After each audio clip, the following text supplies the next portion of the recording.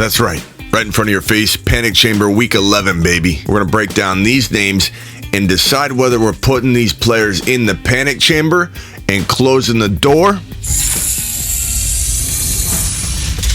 or are these players going to be deemed safe and worthy of investing, holding? We're breaking all that down and more of the Fantasy Football Show. It begins right now. This is the Fantasy Football Show with your host, Smitty. Take a lap. All right, first of all, guys, go visit our sponsor, Grindhouse. Grindhouse is amazing. You are entering the Panic Chamber, brought to you by Grindhouse. Vintage movie tees and hoodies. You are entering the Panic Chamber, brought to you by Grindhouse. Grindhouse, vintage movie tees and hoodies straight from the attic. Movies from over 40 years ago, Godzilla, King Kong.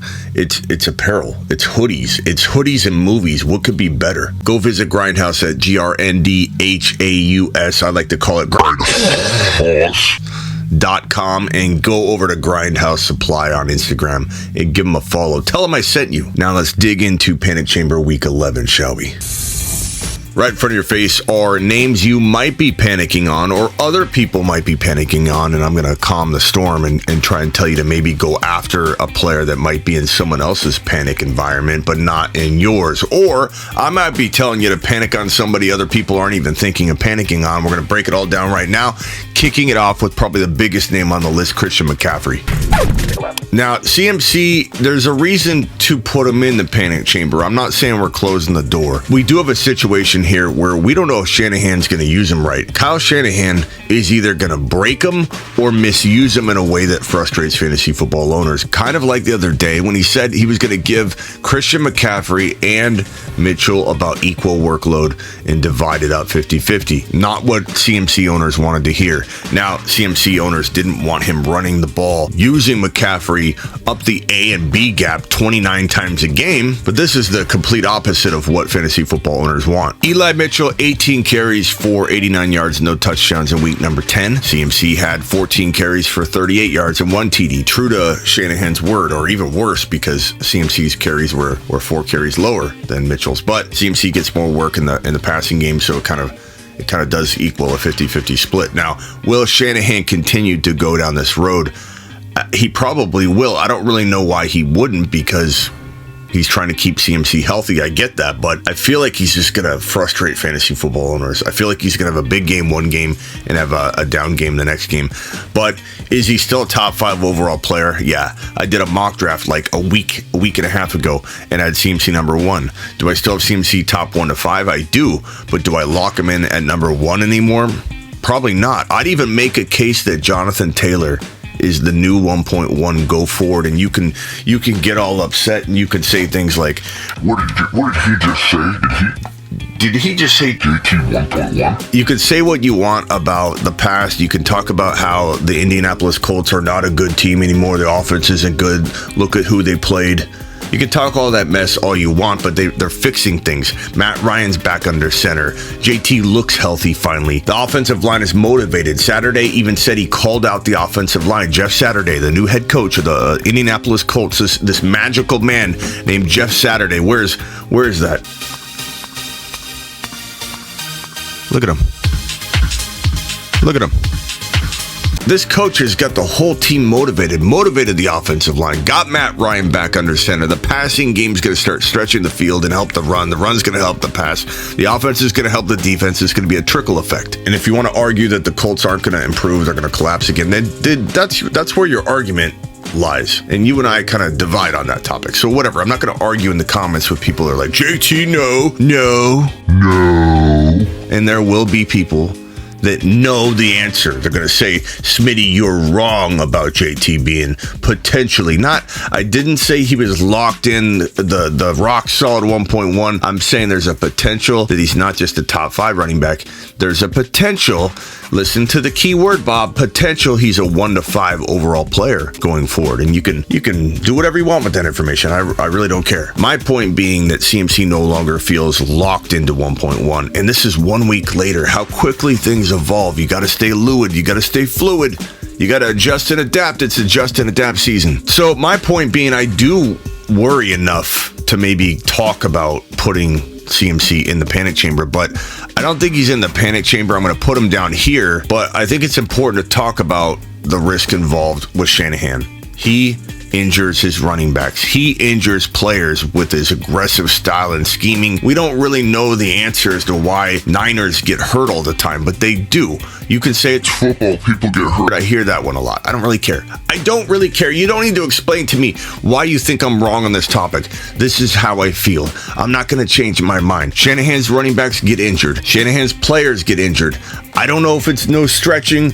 I don't know if it's the aggressive practicing. I don't know if it's the aggressive scheme. I don't know if it's a combination of all of them. All I know is that Niners get hurt. All I know is that Niner running backs specifically get hurt. And I worry about them breaking CMC down. A player we already worry about at least this much getting hurt at some point. If on the clock in the top 5, I see him sitting there, I'd probably take him. I just want you to know that. But I take him with a little bit of panic laced into my feelings. So I'm going to put him here.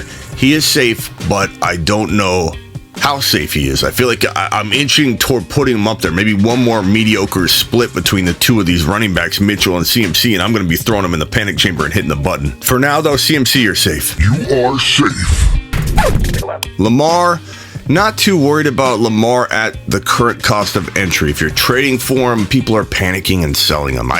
He's up and down. This is what I said he'd be at the beginning of the year. He was not this way at the beginning of the year, though, and people came for my neck, and you know, I looked wrong. But now he's up and down again. I think he probably has a pretty decent finish considering where you can buy him in a trade, and I'm not panicking on him. People that have an opportunity to trade for Fields are like, should I give up Lamar and a bunch of this and that for Justin Fields? And my answer is no.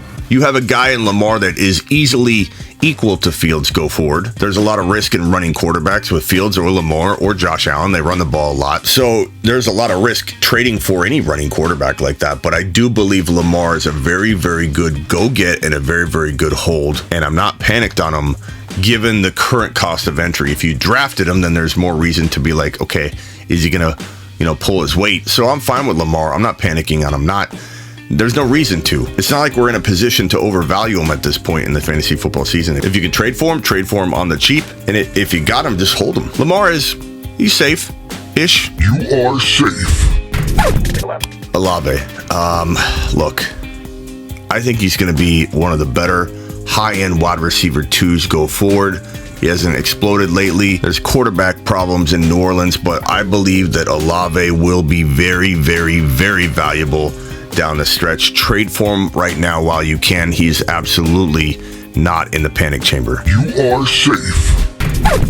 Cordarrelle Patterson, as we call him here on the show, there's reason to be a little worried. There's reason to put him in the panic chamber and hover over the button to close the panic chamber doors. However, I don't know that I'm going to close the doors because what is the cost of entry? What did we pay for when we bought the guy? What was the cost of entry? What's the cost of entry in a trade right now if you go get him? When you didn't acquire a player at an ultra high cost, there's no reason to panic. I'm very, very much okay with keeping Cordarrelle on my team if I own him. I'm very much okay with trading for him at high-end running back 3 value or very low-end running back 2 value if you're stacked at wide receiver. You got Mark Andrews at tight end. You got an amazing top 5 quarterback. He's perfectly fine as a running back 2 in that context, and he's very, very good as a flex play go forward no matter what the context is. Is there concern of up and down usage? Is there concern of injury? Is there concern that he didn't do anything last week? Yeah, there's a lot of concern, but to a degree because no one overpaid for him. And if you have him, hold him. No one's going to give you anything, so why panic at all? And if you can go get him at seller dweller pricing, pennies on the dollar, go get him, hold him, start him as your flex play. I don't care, but go get him if he's cheap because I think he could be a low-end running back 1 at times and be kind of a middle range running back 2 go forward. Patterson, you're safe. There's no reason to panic on you, young man. You are safe. Jamar Chase. I mean, yeah, there's reason to panic. If you own him, you paid top dollar. You paid first round value. In some cases, you drafted him number 5 overall, 7 overall, and he was playing like that kind of player. He was playing out of his mind. This guy had a slow beginning to the season, and he climbed all the way back up to like wide receiver 3, 4, depending on your format, in a very short period of time, like 2 games time. Then the hip injury, and he wasn't put on IR. Putting a player on IR makes you miss 4 straight games minimum, and the Bengals did not place him on IR, which meant to everybody in the news world, in the fantasy football space, that there was a shot that he would not be out 4 games. He could come back during the 4th game. Well, word came out yesterday that the Bengals are hopeful that they could have Ja'Marr Chase back for week number 12. Some owners were hoping they'd get him back here in week 11. Looks like he's going to maybe be ready for week 12. And as Dad always said when we were younger, maybe later on, son, we'll go throw the football. Or maybe later on, son, we will go get ice cream. That really never happened when it was maybe or we're hopeful. And so I kind of liken that to this and say to you, be careful counting on getting ice cream with Ja'Marr Chase in week number 12. There is a lot of risk right here. If you have the opportunity to step out of Ja'Marr Chase to go get a player that you won't regret going and getting, even if Ja'Marr does return in 12 and balls out and has an amazing year, you're still okay with your end of the deal. That's the whole thing in a trade. Like if I say, okay, explore maybe trading Ja'Marr Chase, and then somebody does it, and then Ja'Marr Chase does come back, and Ja'Marr Chase balls out. He's a top 5 to 7 wide receiver, go forward, whatever. And then somebody comes back to me and says, Smitty, you sure we're wrong on that one? This one didn't age well. Actually, it doesn't affect me because I'm going to be right even when I'm wrong. No. And what I mean by that, Bob, is when we make a smart trade, the right trade, we're stepping laterally into a player we quietly or openly believe in to be as good as the player we're giving up in a worst case scenario, and better if it's a better case scenario for us. So in the case of like a St. Brown sidestep, I believe St. Brown can hang with Ja'Marr Chase, even if Ja'Marr Chase does come back in week 12 and balls out, or has a mediocre week 12, getting used to getting back on his feet, and then week 13, 14 he balls out, 14, 15, whatever. I think St. Brown can hang with him in a worst case scenario for the trade if you're trading Chase away. In a best case scenario, you're trading away Chase, he doesn't come back, he struggles for 2 games, whatever, you end up making out on that side of the trade. Make smart trades. Laterally step out of Ja'Marr if you can. If you can't buy into a player that you like equally as good in even a quiet scenario, then don't do it. Hold him. But I am worried enough to close the door, because what if he doesn't come back for 2 or 3 weeks? And if you have an opportunity, and again, I'm giving you a warning shot to trade him, not on the low, but for a quietly as good player like St. Brown or Waddle or even like an Evans or something, if you or Mark Andrews if you want to go across position, or go to an ETN owner that's disappointed in his week 10 performance, or go get a combination of something else, whatever, as long as it adds up to being very crafty, very arguable, even if Ja'Marr is balling out in weeks 12 on. Go do it. If I didn't tell you to go do that, if you had the opportunity, it would be bad on me to not prepare you for getting the most you can out of Ja'Marr and then not be left holding the bag in week 13 and week 12, and you're like, where is he? He's not showing up, Smitty. So panicked enough to close the door, but everybody needs to be very smart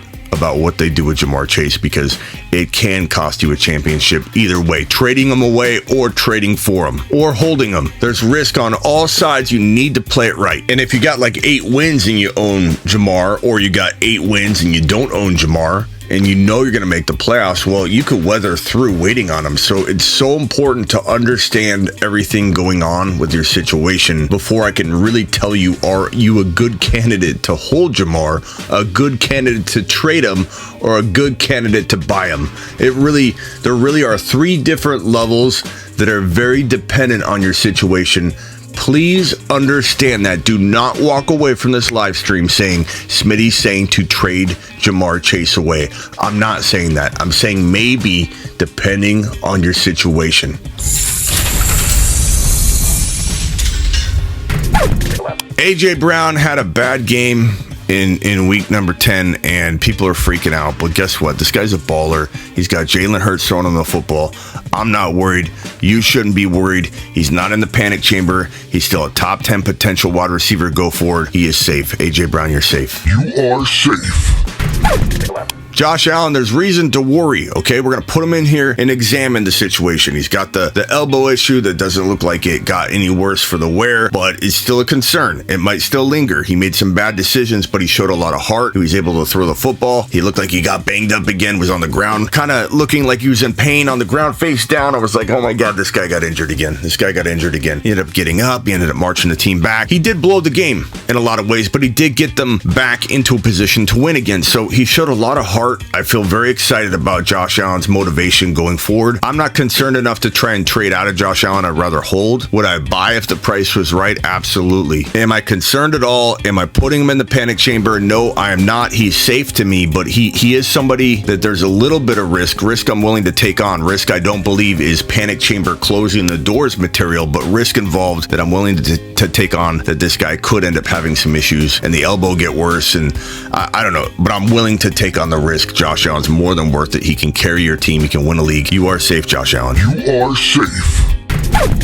Deebo Samuel, he's 100% in the panic chamber. I'd buy him at the right price. I would hold him if I couldn't get a lot for him. But if I had the chance to sell him off for a lateral move like a Mike Evans or a CeeDee Lamb or a cross position for a Mark Andrews, who I'm pushing big time to get before week 11 kicks off, Mark Andrews can win leagues. Listen to what I say. Mark Andrews can win you a league. Buy him before week 11. We've done this little song and dance before with other players. St. Brown walking into week 10, say goodbye to buying low on St. Brown. Mark Andrews is the best buy low right now at this Deebo Samuel level. So trade him away if you can. Hold him if you can't trade him away. But know that Christian McCaffrey, this guy right here, is going to take a lot of work away from Deebo to the tune of, I don't know, having a really bad game, maybe 2 games in a row, and then Deebo having a really good game because he is in charge of his own destiny at times when he can take a 4-yard pass all the way to the end zone. And that's why he was the Yak King. He was also the number 1 wide receiver in the NFL in yards per catch. So Deebo can take care of some of this on his own. He's so talented, but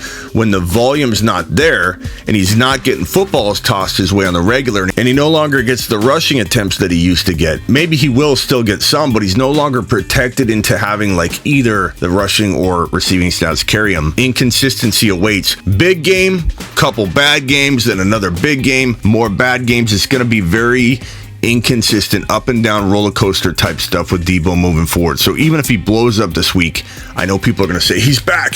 I don't think it'll be that way. I think it will be like this all year. So Deebo, you are in the panic chamber. But again, would I buy? If I'm buying dirt cheap, yeah. Then I maybe try and flip him, but I wouldn't be opposed to holding him on the cheap and putting him in my flex spot or my wide receiver 2 spot in hopes that there is a big play that he's going to drop or a big game. But he's more of a sell than he is a buy, but he is both. He can live in both worlds. A lot of players can. Swift is 100% a panic chamber guy. Let's close the doors right now. I wanted to do that right away because I want you to know where I stand on this. But Swift is a guy that he's either going to bounce back on a holy terror or he's going to bust the rest of the season. I don't know which one it is, and I don't think anybody does. The bottom line is this. He's got so much talent.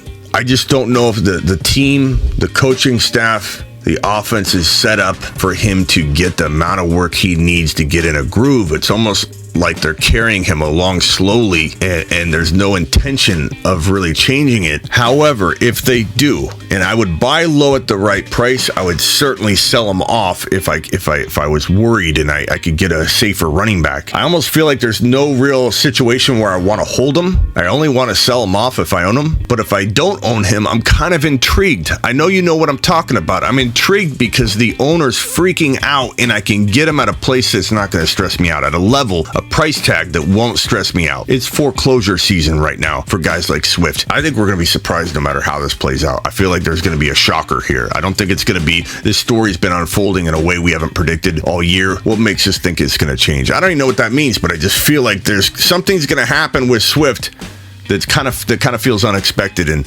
I don't know if that'll be good or bad, I'll be honest with you. So I'm closing the doors, but I am intrigued and I am buying low at the right price, but I want to get out more than I want to get in.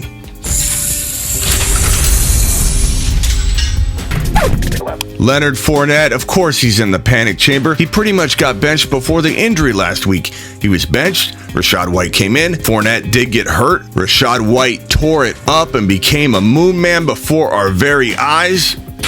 To the moon. And now it feels like Rachaad White season. Brady's motivated for football again. He's turning to football. He's turning to his football family while he's going through turmoil in his own life. And he's feeling, I think, looks more motivated for football than ever. I think he's really turning to football right now to be a comfort and group and sense of family and the camaraderie. I think he's going to turn this boat around, and he already kind of has. And I said this about a week and a half ago. I said, watch Brady use his personal life that looks like it's in shambles to then focus and funnel everything into making this work, turning this around. The one thing he can control right now is football. He can't control the extra peripheral stuff. He can laser focus on football. And guess who's a big part of that turnaround? Guess who's a big part of the motivational turnaround of this team? It is Rachaad White, the best pass catching back on the team, and they haven't even thrown to him yet. Get excited. This is one of the best pass catching backs in the entire league, and no one knows it yet. If you watch Arizona State University Rachaad White highlights, you'll be so impressed with this kid. He's ultra elite talent with the ability to shake and bake his way into a 15-yard gain from what would normally be a 4 or 5 yard gain from anybody else. Amazing hands. Alvin Kamara type production totally in the cards for this kid. He's a bigger version of Alvin Kamara. It's Rachaad White's team. I said it from the beginning. I said it when the team drafted him. He would take over the job at some point. Leonard Fournette, your days are numbered. And finally, ETN, this will be quick. Are you panicking on him? Well, you shouldn't be, because he's an absolute monster, and everybody has a down game from time to time. Get out of here with this ETN and the panic chamber garbage. That is your panic chamber for week number 11. Get on over to grindhouse.com for all your Grindhouse apparel. And be sure to get on over to thefantasyfootballshow.com for your year-round fantasy football advice, predictions, year-round rankings, bold predictions, trade calculator, and one-on-one text advice. I'm your man, Smitty. I will see you all at 7 p.m. Eastern every single Monday through Friday, and I'm live whenever news breaks. I'm also live most Tuesdays, Thursdays, Fridays, Saturdays at midnight Eastern, and I'm live Sunday morning and typically Sunday evening to go over all the games. I'm live every single day. I'm your one-stop shop fantasy football and NFL news show. I'm not just a fantasy football show. I kind of get annoyed when people say things like, oh, he's a fantasy guy. Or if I go into a live stream for like a team and I'm talking a little bit of fantasy, but also just talking NFL news. It kind of annoys me when someone's like, oh, well, he only knows fantasy. This isn't fantasy, bro. It doesn't work like that in real football. As if I don't need to know both sides of that coin. As if anybody thinks that a fantasy football analyst that dives into stats and fantasy football like I do, as deep as I dive into everything, as if I wouldn't know the NFL part of it more than the fantasy part, having to learn all that to then translate into fantasy football. Get out of here. So if you want just an NFL show, if your season's in the tank, or you never even played fantasy football, this is the show for you. And it's 7 p.m. Eastern every single Monday through Friday, talking about fantasy football, NFL news, all the breaking news. We do it live. We do it often. Hit the subscribe button if you're new and hit that thumbs up. We'll be crossing over 17K, I think, by the weekend. So subscribe if you're new. Be a part of the wave. I'll see you all on the flip side. Get out of here. This is the Fantasy Football Show with your host, Smitty. Take a lap.